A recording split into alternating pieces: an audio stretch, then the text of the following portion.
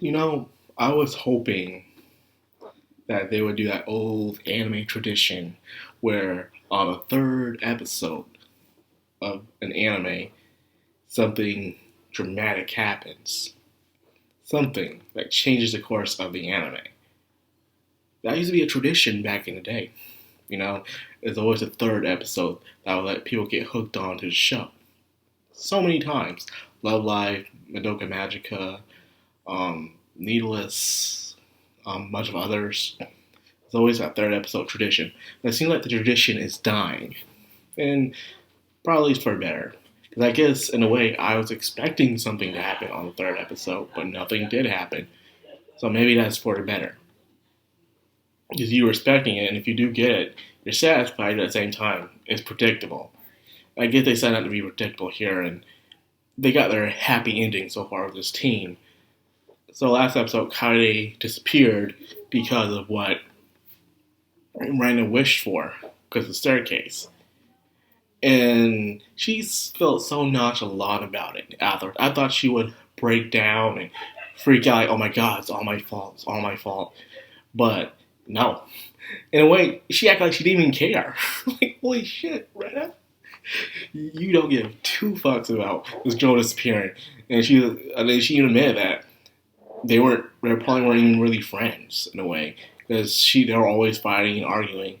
And plus, Kaede was always apologizing, and even though it wasn't her fault, it just always made Rena look like the bad guy.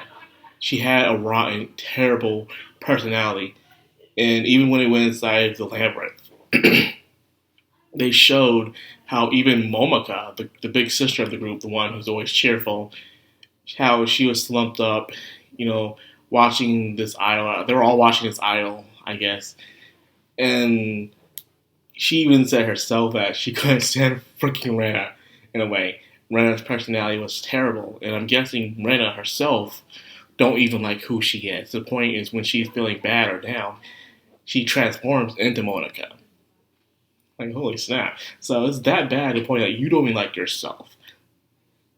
In a way, the only person who really does like her, ironically, is Kaede. And showing how Kaede was there. And she, in a way, understood what was going on. She was mad because she felt like, because Kaede was there, she always looked like the villain.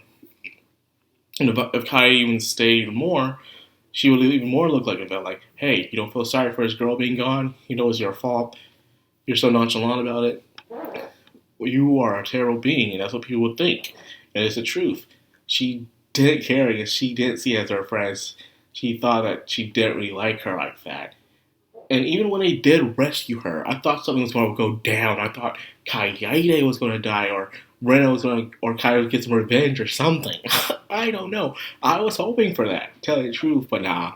It's a typical magical girl, friendship is magic ending we got of this arc.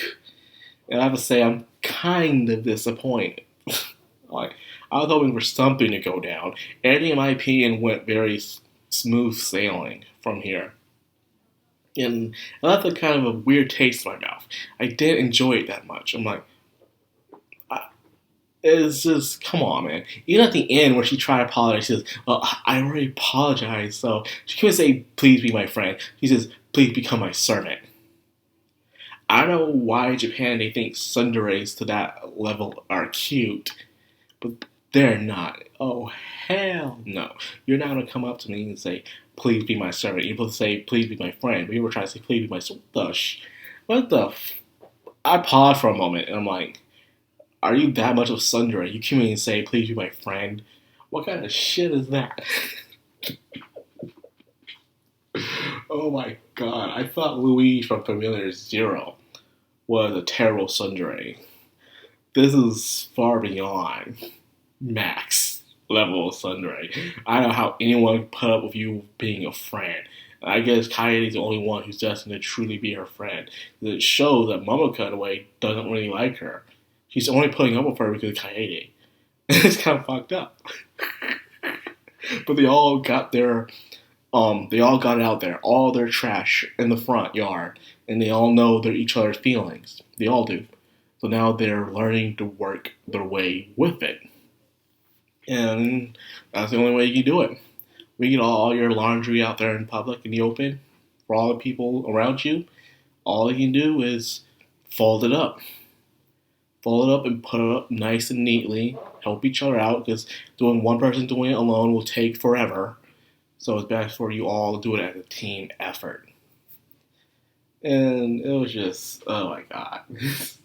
I would admit I was very fascinated. It also reminded me of how the Magical Girl series, Madoka Magica, always had this thing where they always show the reflection of the worst of everyone, of every individual. They always show that reflection.